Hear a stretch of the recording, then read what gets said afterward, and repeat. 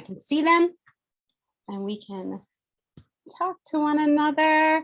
All right, everyone, welcome. Those that are joining us live, those that catch the replay, I am so excited to share with you all a beautiful, beautiful soul today who this is our first time getting to really connect one-to-one. And I'm really excited because we have crossed paths a little bit through the Wellness Universe, which Anna Pereira is the founder of. And we've had Anna Pereira here before. And so Adele sounds like she's just rich with experience and knowledge and courage, but also a lot of challenges. And so thank you. Thank you so much for just being willing to share this space and your time with us and this part of your story with us that I know is going to inspire so many people.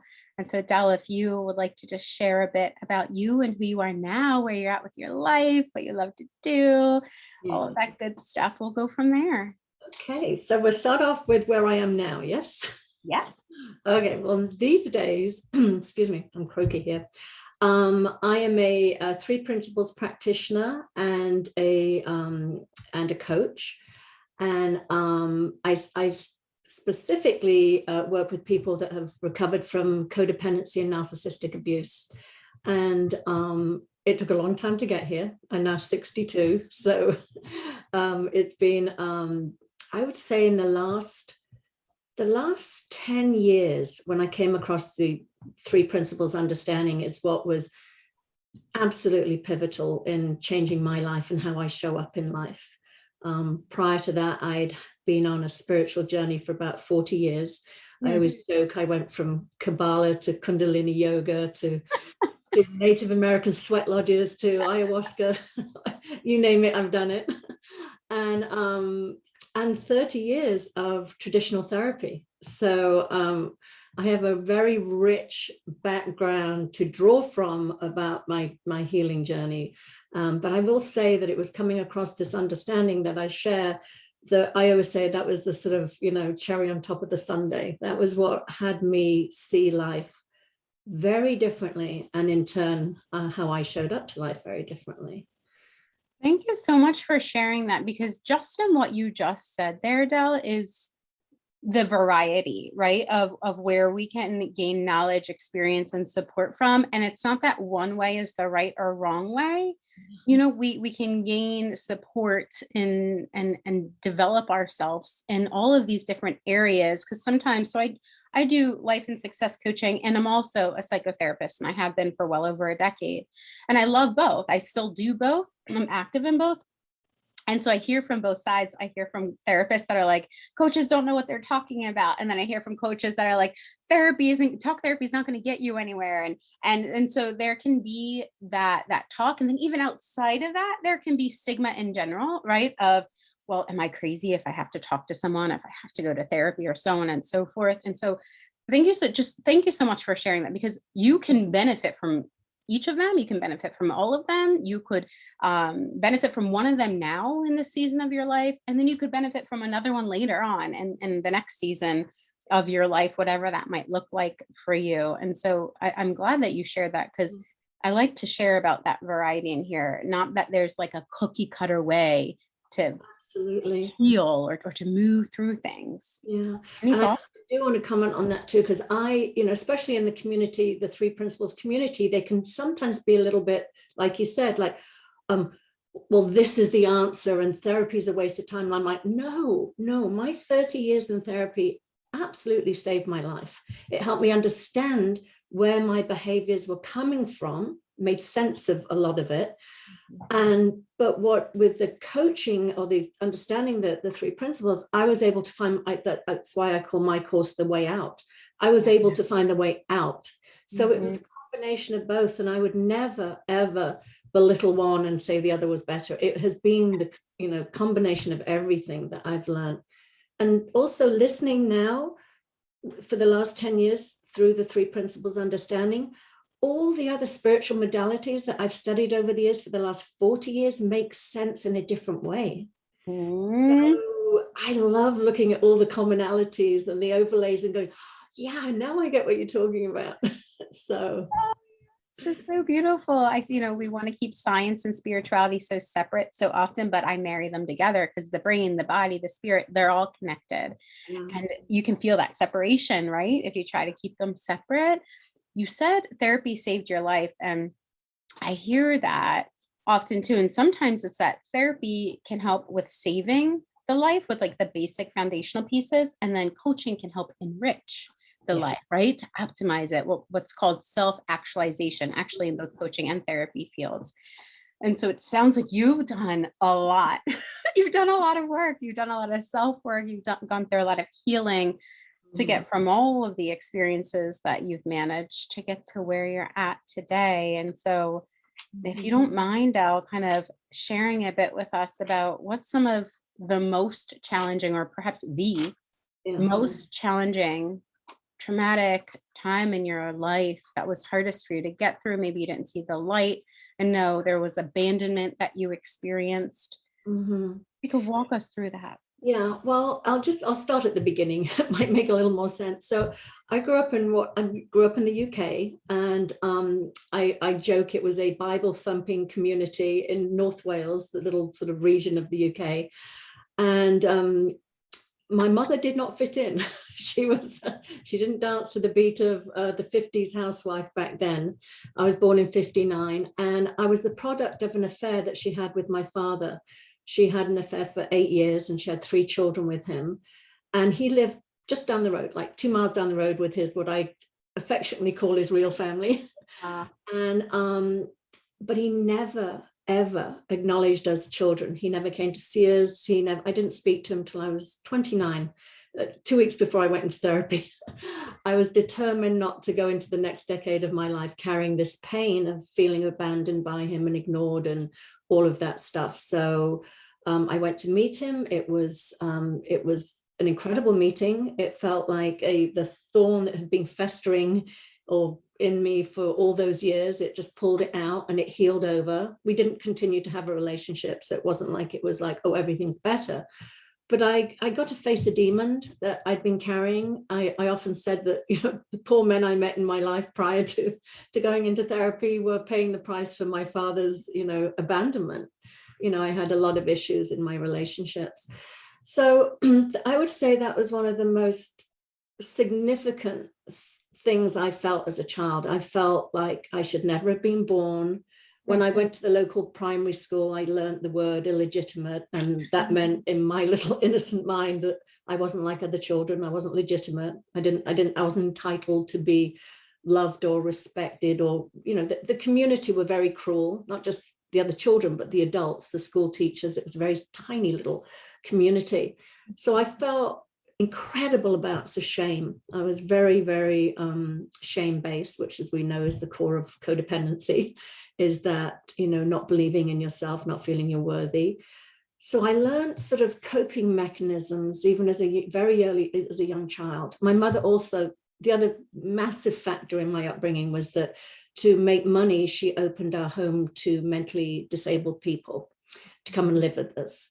And there were no locks on the doors, no separate dwellings or anything like that. So it was literally growing up in, I often say it's like growing up in one flew over the cuckoo's nest. And so I was very scared and felt very unlovable. That was the core thing, was I was unlovable. I was not good enough to be loved by my father or acknowledged by him. And my mum was too busy taking care of all these, severely handicapped, mentally handicapped people that she needed to take care of, to create a living for the children. So those were 2 factors I grew up in. So I felt very, as I said, unloved, unimportant. So I just became a people pleaser. It was everything to stay connected to my mother in any way I could. So that was going on. And then the other part of me was, I was very needy for male attention, for validation, which sets you up for a lot of abuse if there are men around the community that see you as a vulnerable prey, basically. So yeah, and there's so much. There's so much there, right? So much there that oftentimes we don't even realize how our childhood experiences are even showing up in our day-to-day life, especially in our 20s. You know what I mean? But from what in retrospect you're noticing those patterns, and you've been working on this for so long, what were some of the ways when you reflect back that the people pleasing showed up in your life and hurt you, or infected your relationships in some way? What were some of those kind of red flags or challenges that helped you see now that was people pleasing, or that was coming from the sense of neediness and insecurity, that abandonment gap? Yeah, well, it certainly showed up in my relationships. I started, I had a lifelong habit, and I mean, I still work, I still catch it, especially with my children. I can see how you can still be codependent with children, my adult children. But I would say it showed up early on in my life, as in, well, I'd even say that I would like to go back to the abandonment more, actually. I always say children like or adults want to redo, when they want to redo their childhood. So I kept getting attracted to unavailable men, cruel men, abandoning men, narcissistic men. So I kept finding myself in those relationships. And that's where I would do the people pleasing. It showed up in other areas too, but I would start negating my own needs and wants to in an attempt to secure the relationship, to not rock the boat, to not be abandoned again, basically. That was the thing behind it, was those. And the same thing with work or with friendships. It was a fear of abandonment was the reason why I kept being the people pleaser, not standing up for myself, because I was so afraid of being left. I mean, I know we can't be abandoned as an adult, but when you have that irrational fear as a child, you don't question it, which is amazing to me that we still operate from that place, even though we can never be abandoned as adults. We could be left, but can't be abandoned.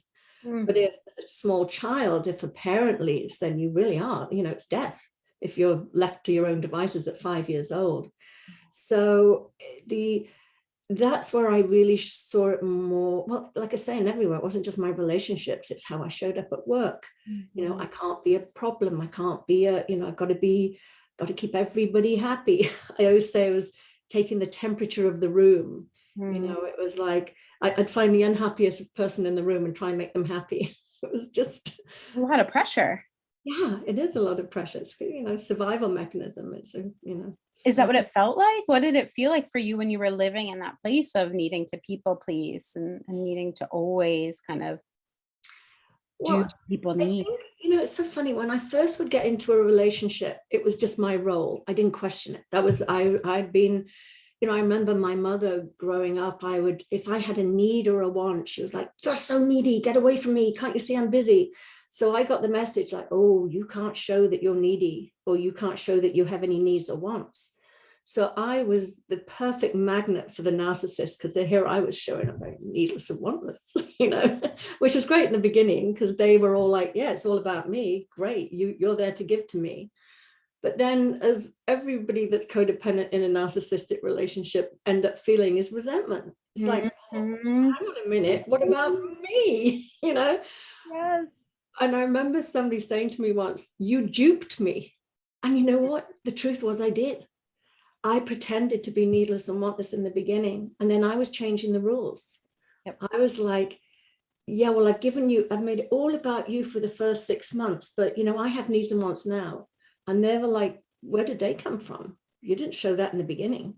You were just all giving and all loving." So did I answer your question, or did I go off? No, that's okay. I think that's important, because Yeah. that's one of those pieces, right? It's like we're living in this unhealthy way in a toxic relationship and a codependent relationship. And it almost becomes the norm until we're like, I can't anymore. I can't function like this anymore. When was your moment? And perhaps there were more than one, but when was that like catalyst for you that was like, I cannot stay in this people pleasing place all of the time anymore. Something has to change. If I'm really honest, it didn't occur like that. I remember my first really bad relationship with a narcissist. I'll be really honest. I think I was still hanging on his leg as he was trying to leave. saying, don't leave me, don't leave me. And I remember him when he first met me. I was this feisty art student in the UK, really sort of like on my own. I'd left home at 16. I was feeling really empowered. And at the end of our 2-year relationship, I was an absolutely worn out rag of a mess. And as he was leaving, his parting words were, you should never have changed. And I remember thinking, but you have beaten me up mentally and emotionally for 2 years now to change and be something else. And I kept trying to change myself to be who you wanted. And now you're leaving me. Yeah. So I remember at that moment thinking to myself, I will never, ever do that again. Yeah. Well, I didn't for about 10 years. And then I got into another relationship and I was in that for a very long time. And really, I'll be honest, it wasn't even like, there was just a voice inside me that ended up saying, there was a lot, which I can't really go into, because of privacy issues and things.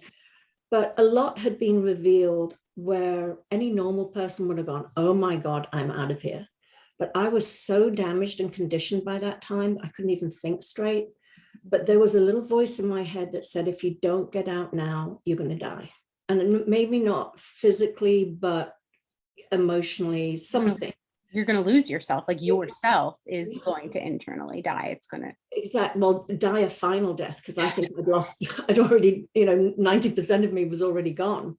But there was that, maybe that, I call it resilience, that part of me, my spiritual self that just said, no, you can survive on your own. You can get out.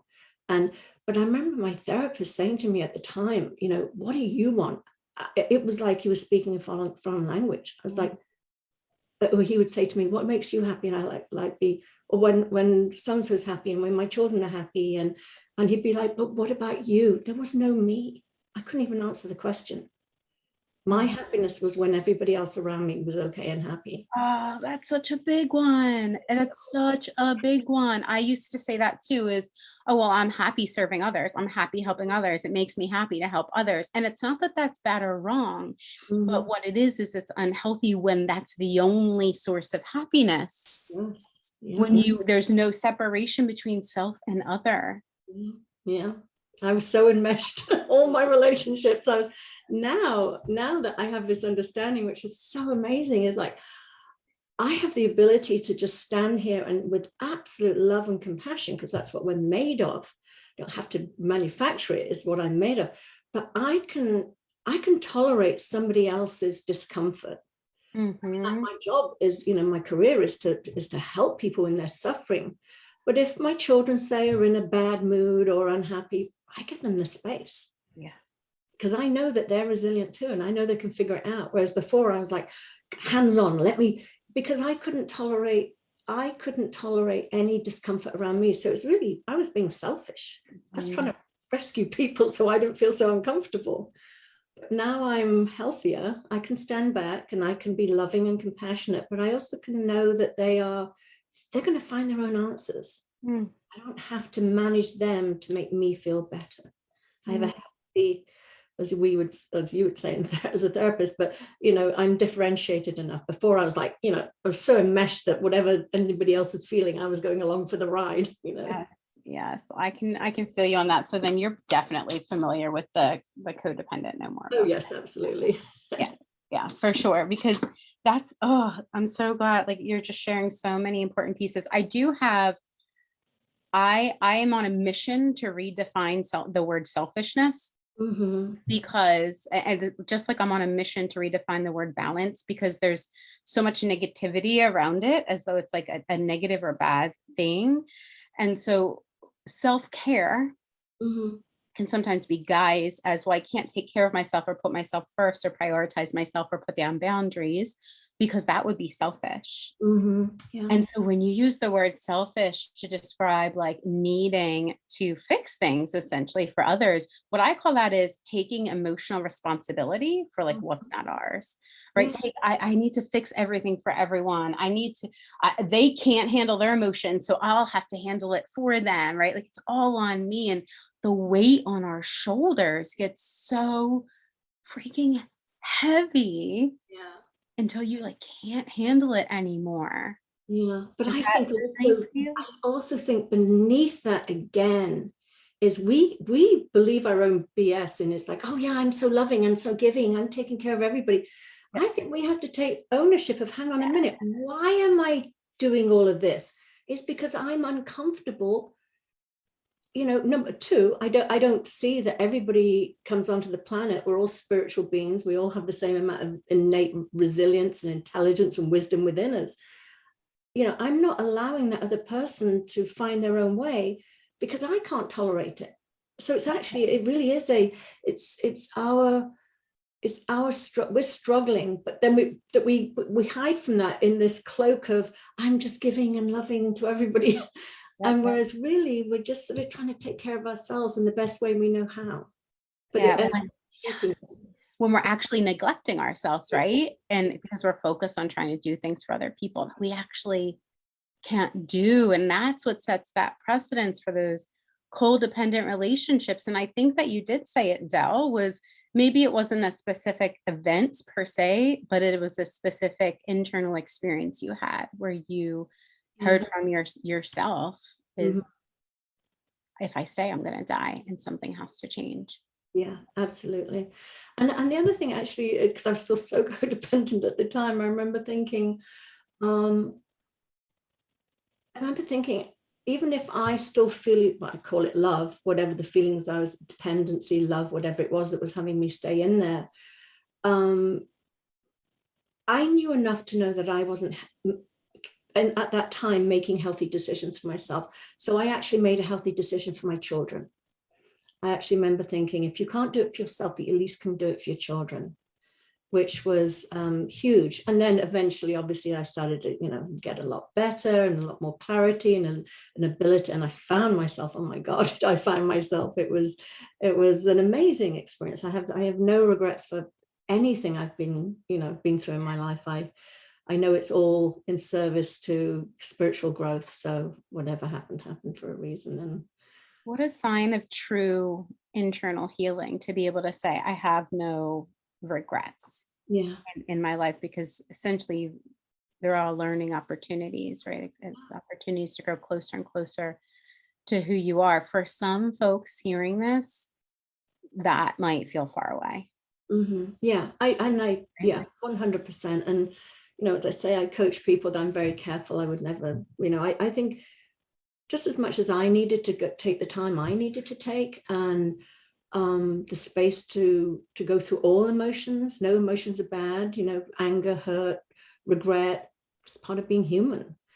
I just know, thank God, that I've raged, I've beaten pillows with bats. I've done a lot of things to heal from, being sexually abused as well and things like that when I was younger.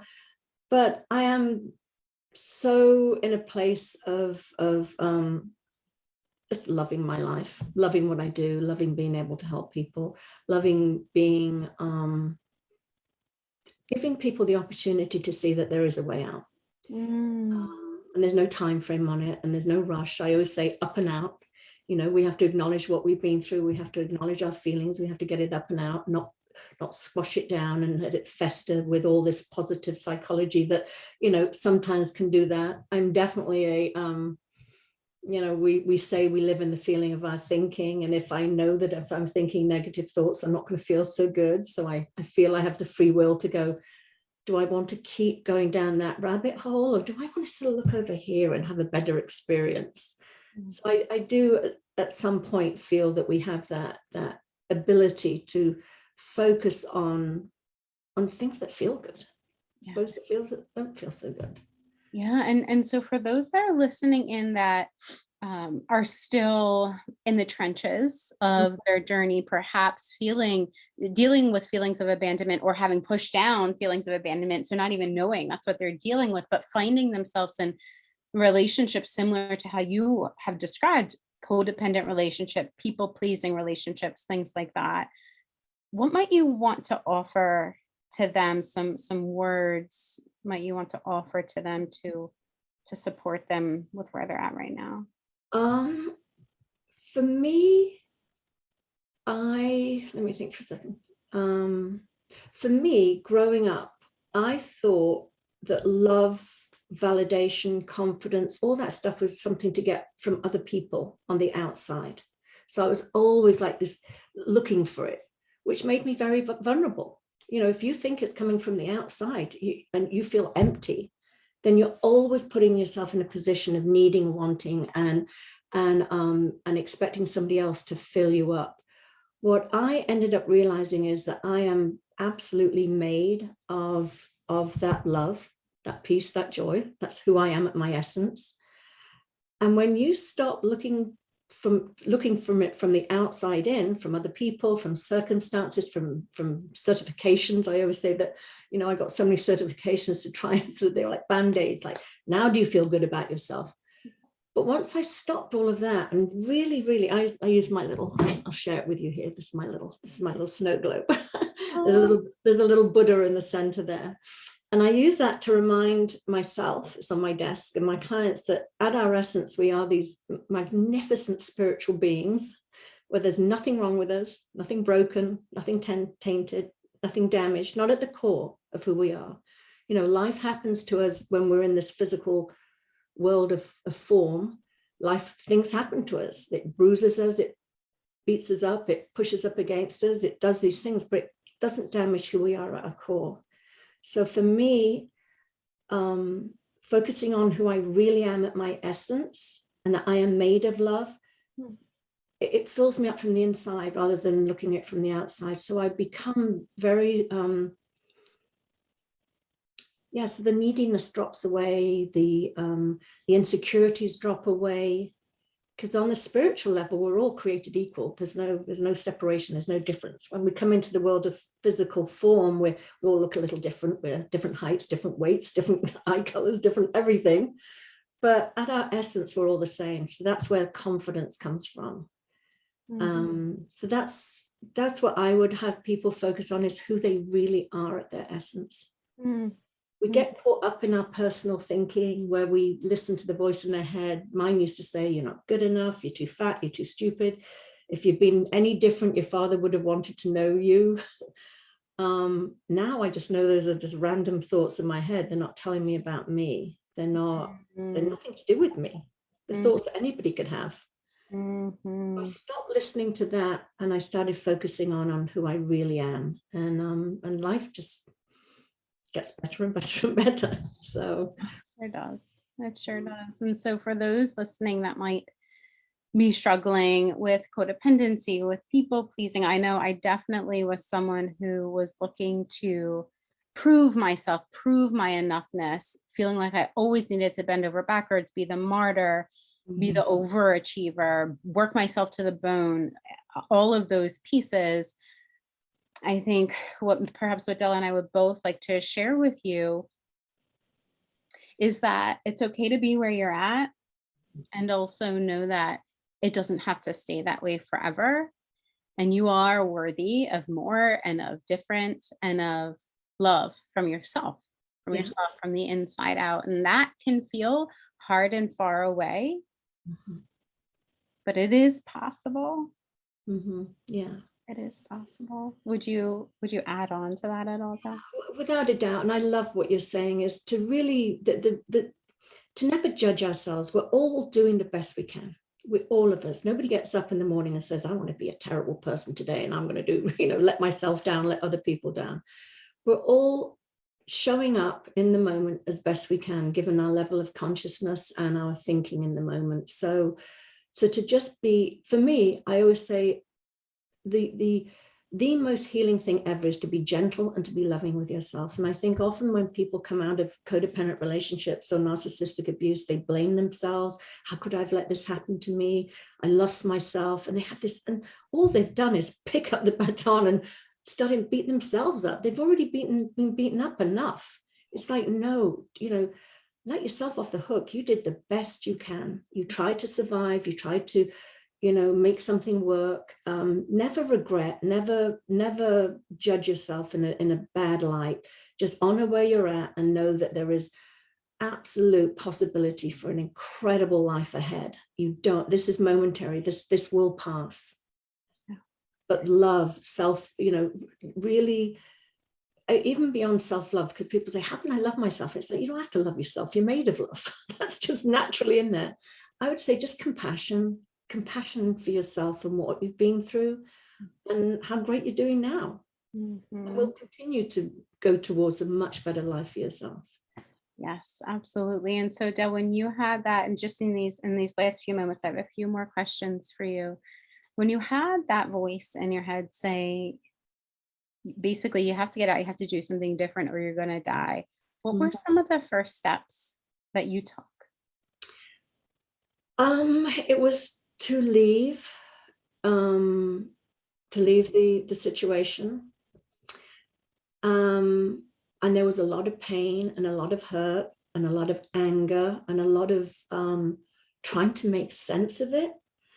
And I spent years doing that. I'll be honest. There was a lot of years of how, all that stuff. And then when I really realized that, everybody is basically living in their own little thought created bubble. That's why I use my little thing. That's what happens when we live in these thought created bubbles. It's a lot of static. When I saw that we all do that, we all like live life through our own thought created little bubble, I was able to just say, you know what, I'll never fully understand another person. I got to let this go. I'm just re-injuring myself every time I go there. So that was the other thing I did, was to sort of be aware of when I was re-injuring myself by, going down that rabbit hole of how could they, what's wrong with me, all that, stuff. So that was one. Definitely therapy, definitely getting support, leaving the situation. As I said, I've been working on myself even during that time. I did a master's in spiritual psychology and still was in that mess. So, we all, like I said, we do the best we can. I was absorbing as much as I could at that time. And I just see a lot more now. But to keep yourself supported 100%, I would say. Get the support wherever, through therapy, through coaching, through programs, through reading books. I used to say my self-help, my library at home was equal to that of Barnes and Noble's self-help. I think I bought every book on the planet, Oh, I love it. So being open to support. Yes. To supporting yourself, to receiving support from others. One of the mottos that helped me get through some hard times in the past, even not even that long ago, a handful of years ago, is that I reserve the right to grow, which gives me permission to not be perfect right now. It gives me permission to not have to know it all right now, that I'm always learning, I'm always growing. And that means that mistakes are going to happen. I'm going to learn and I'm going to grow. And so perhaps that's a motto that serves or supports, someone listening.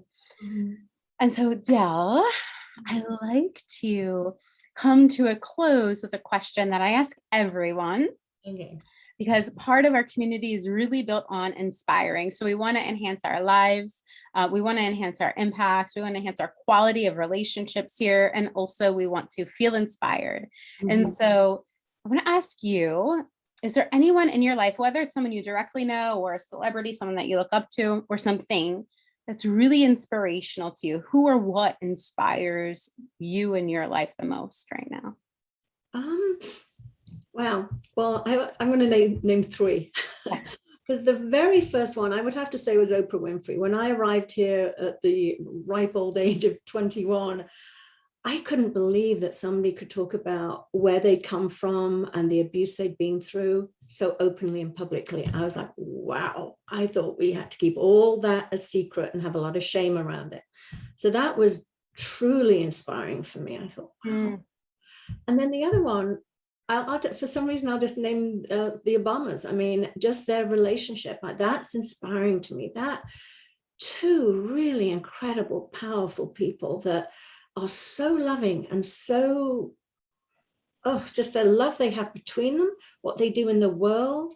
That to me is a sort of healthy relationship. There's not, the masculine dominating the feminine. It's and I love the sense of humor. I love the banter. I just like. I could tell that I could see the emotion in your face when you talk about it. That's beautiful. I think, well, given that I grew up with such I never saw a healthy relationship. Obviously, I saw my mother as my father's mistress, and I even felt sorry for my father's wife. I thought, oh my God, I never want to be married and then be cheated on. So that was all very convoluted. So I think that seeing that that is a possibility, a healthy, loving, strong relationship with great, things in the world is just inspiring to me. So. I love it. I love it. And the first one that you said is exactly why we're here sharing stories as well. You hearing that someone shared their story so openly, courageously, vulnerably, it inspired you. And it helped, it sounds like, even soften some of that shame that you're carrying around inside. And truly, truly, truly, I hope, pray, and believe that you sharing your story here today and others in the group who have chosen to share theirs, doing the same for someone else. Yeah, absolutely. Yeah. I mean, it's wonderful. It's very, and that's what I love about coaching too, is that we do get to share our stories. And that's when I think people feel very much like, oh, you get me. You've been through something similar to me. So I think that's incredibly valuable. Absolutely. And you said you had 3. Do you want to do the last one? Well, I was talking about Oprah, about Michelle, and Barack. Okay. So my 3 people. 3 Awesome. people. Yeah. Oh, this was wonderful. I loved it. I enjoyed it so much. Such a great conversation. And I'm always appreciative of anyone who's willing to share. So thank you so, so much for sharing your story and your time, because I know time is finite as far as, our time here. So any last pieces that you would like to share before we come to a close? Just popped in my head is you're worth it. Every single person on the planet is worth. They have the right to live an amazing life, and they have to, and even doesn't matter what I shouldn't say that. I don't want to make a blanket statement. If it doesn't matter what you've been through, that sounds trite. But I know from myself, and I know from the clients I've worked with, I have seen miracles happen when people get that they deserve to live an incredible life. When they get to that point, it is incredible how things can change. I just would deserve to live an incredible life. Yeah. Wow. So simple, but so powerful. Thank you so, so much, Adele. I am so glad that you chose to come. I'm going to end our